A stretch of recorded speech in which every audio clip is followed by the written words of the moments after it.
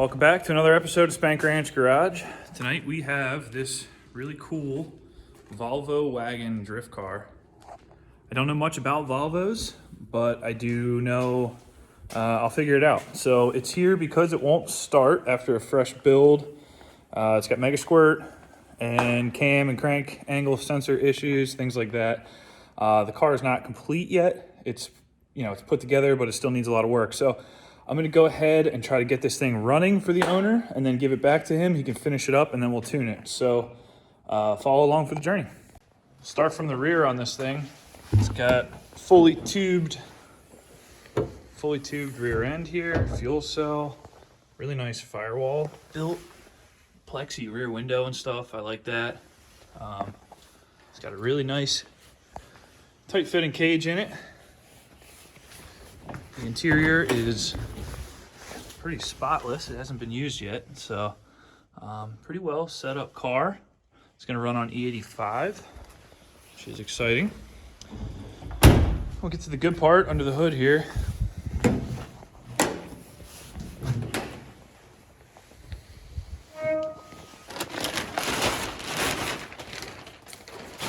All right, so I don't know anything about these motors, but I can tell you it's a single overhead cam Volvo motor. It's got aluminum plenum intake on it.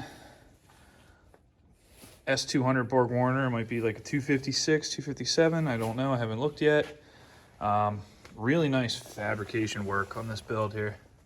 I mean, this manifold is incredible. Twin scroll, got a CNC machine collector, and nice short boost pipes, intercooler right here, right back in.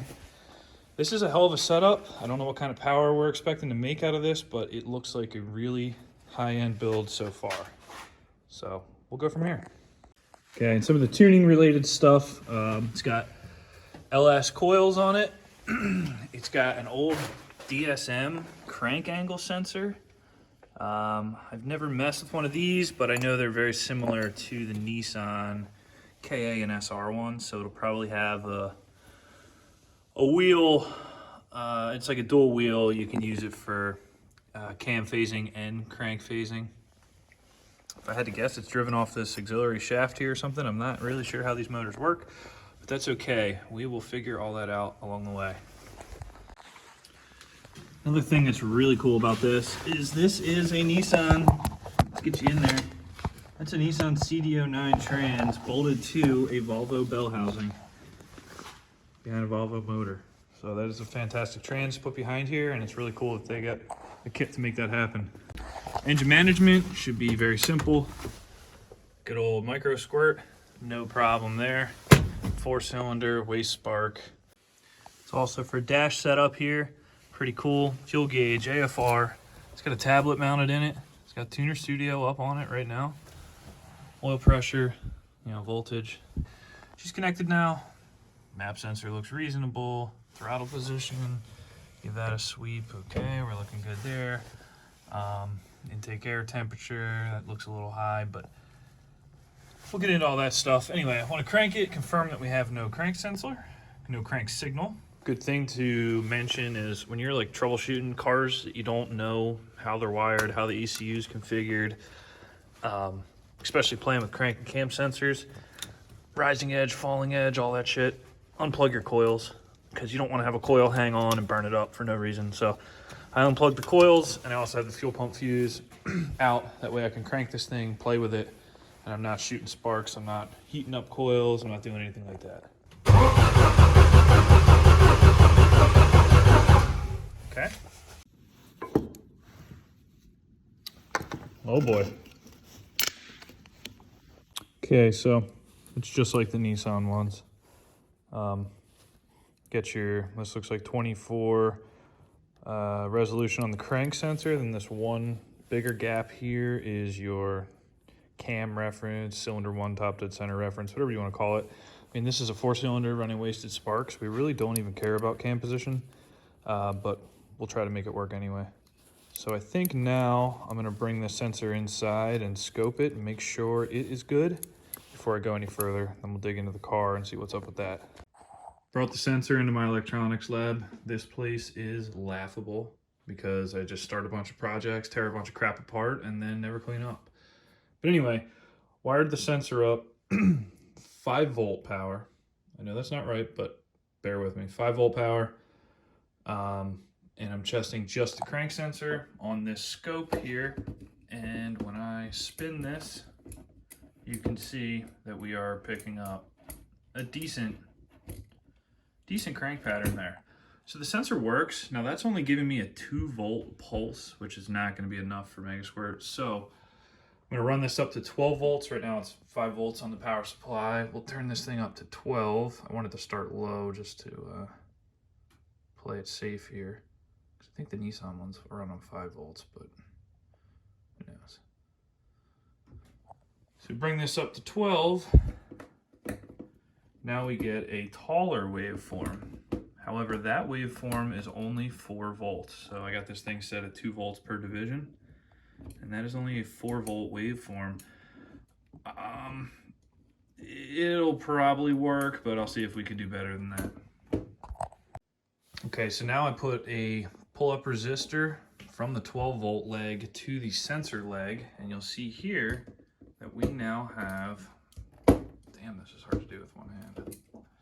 We now have a 12-volt square wave, which I prefer. So you got to think, in an automotive environment, the more noise you have, the more sensitive things will be to low voltage inputs. So a sensor that's got to be precise, like a crank sensor, you want to run it at 12 volts if possible, because then your signal to noise ratio is better. Running a crank sensor at 4 volts, 5 volts, sure, it can be done, but if you have any other problems in your harnesses or weird, interference from your coils or anything, you'll just have sync issues your whole life. So this thing seems good to go at 12 volts.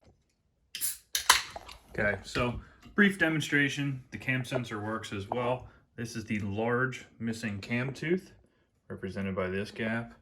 And then these would be the 24 smaller teeth for the crank position.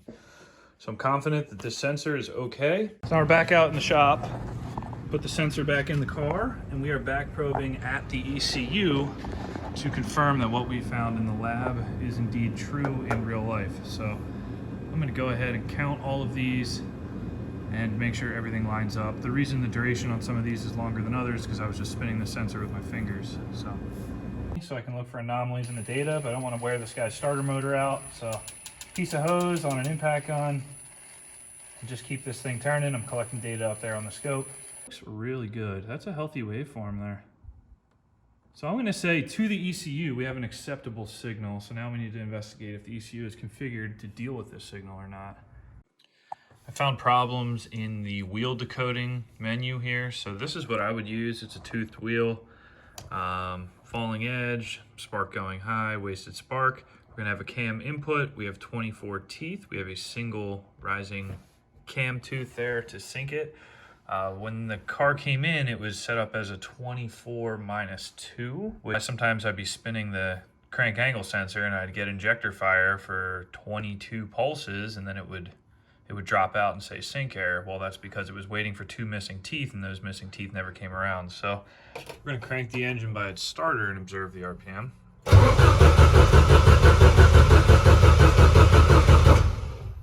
That is no good. So the RPM signal is dropping out. So we take a look at the composite logger here. Each one of these bars is counting an occurrence of a crank sensor window, and this is a cam sensor window. And you can see these are fairly uniformly spaced, but then you get these anomalies. These are right next to each other. These are right next to each other. And this X is the time constant here. So if you look at the raw data, you see your average tooth is taking, 33, 37, 31 milliseconds. 4, what's that about? Keep coming down, especially up here. 1/10 of a millisecond, less than 1/10 of a millisecond, that's noise. That is a false tooth, and that's what we see right here, wherever else it occurs. So that's throwing it out of sync, because now the computer's seeing more than 24 crank events before it sees the cam event and throws it all apart. So This is kind of why I was skeptical of the 5-volt signal. I think I'm going to tear into the harness now and into the Mega Squirt and make this a 12-volt pull-up like we did in the lab and see if that clears this up. This here is the waveform, and we were cranking with the drill. You can see no noise, virtually no noise. That worked fine. Mega Squirt was very happy with it. But when we're actually cranking with everything running, we have quite a bit more noise. And whether this is usual or not, I don't know, but it's only a volt either way, so I'm not super worried about it at this point. So I think we're gonna go ahead and try to reduce this noise or change the signal to noise ratio. Okay, so I felt kind of bad unlooming this guy's whole harness, but we found the pesky pull-up resistors. This gray wire here is his 5-volt reference for mass airflow and throttle position. And he's got them tapped into the VR-1 and VR-2, which is cam and crank signal. This is not an ideal way to do this. They never seem to last, but it's also just a good way to get a lot of noise in there. I'm gonna cut these out, clean all this up, and we're gonna put these inside the micro squirt, but we're gonna do it from a 12-volt perspective. We are pulled up to 12 volts, everything looks good there. I go to crank it, and it's even worse. The noise is amplified further. But you notice something different here. I'm on the starter here this whole time, and I let off the starter, and the wave cleans up. So I put the car in gear, and I roll it back and forth, and I look at the waveform, and it's flawless.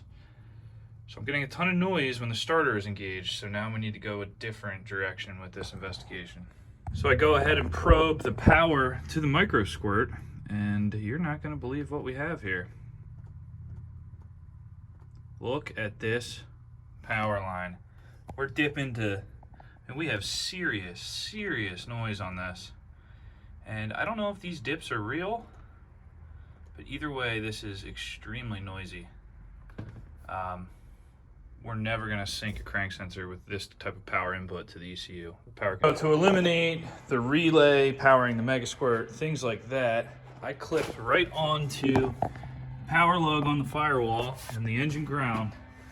And this is what it looks like during cranking. I got spikes all the way down to 0.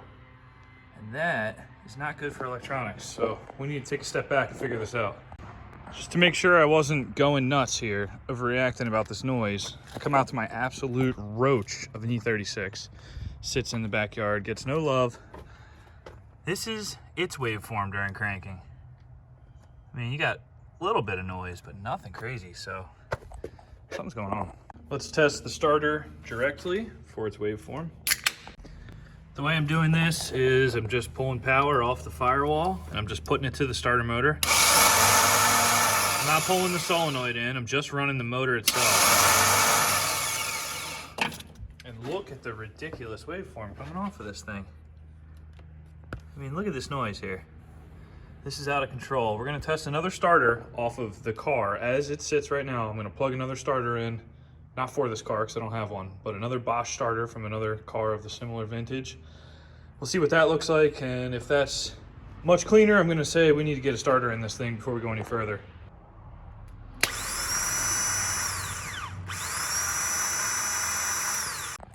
Difference here is massive. You can see where I first hit the starter here, and it's running and voltage comes back up, but the noise is almost non-existent. We'll flip back to the Volvo starter.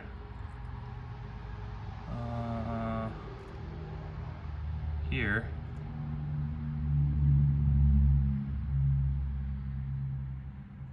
And you see that the noise is just out of control. So, wow. For a third and final sanity check, I got the whole Volvo starter out of the car. And it's out of control. This was supposed to be a cool tuning video, but now I have no idea what direction we're going here. This is just insane. I thought this was a Bosch starter or a reman, but actually only has Chinese stampings on it. So.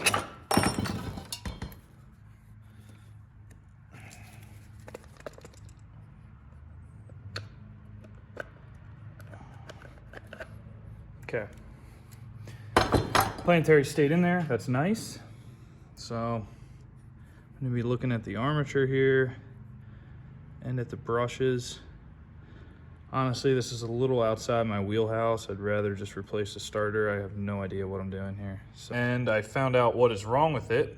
If you know anything about starters, which I don't, you would have seen that these front of these windings are all shiny. That is because there's a problem with the thrust bearing in the starter, and it's allowed the armature to walk forward and contact the case up there and wear through. So as this thing chatters back and forth, we have direct shorts, and that's what's pulling the batteries down to 4 volts and letting it spike back up to 20 volts and everything else.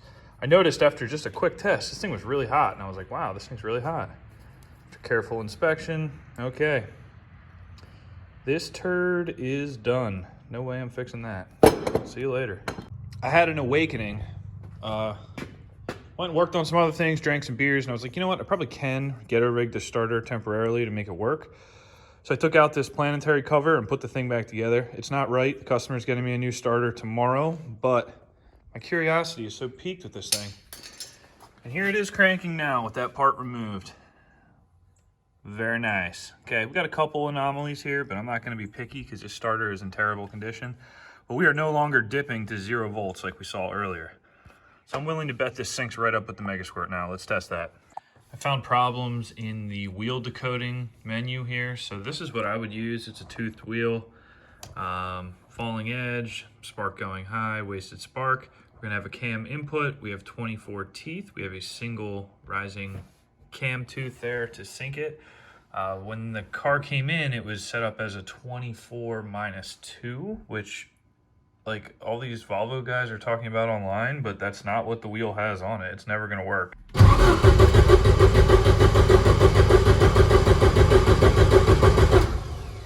Bingo.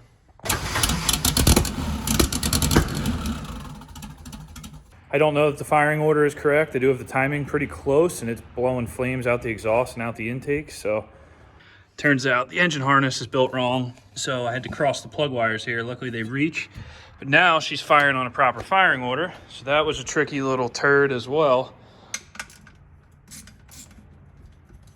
Looks like it's got Siemens Decas in it, probably 60 pounders. There's some brand new fuel injector connection thousands. Maybe a bit overkill for this car, but plenty of room to grow. It's got the new injectors in, but taking out the old ones, see if I can focus on this.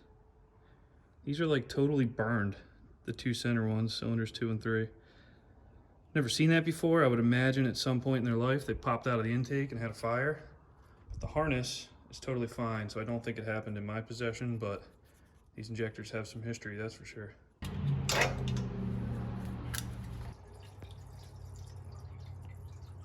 Give this thing some of Walmart's finest distilled juice.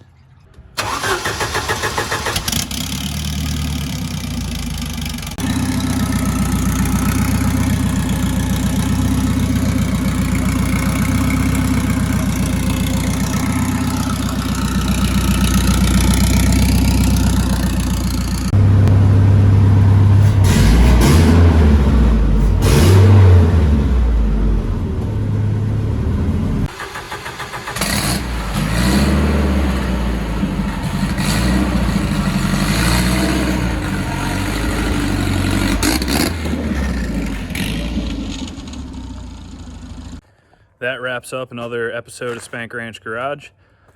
This one was kind of like a big rabbit's hole or rabbit's nest, cornhole, can of worms. I don't know what you want to call it. But anyway, you know, I came here. I was thinking I would be dealing with crank sensor issues. I was dealing with extreme noise. It turned out to be a bad starter. That is like extremely uncommon.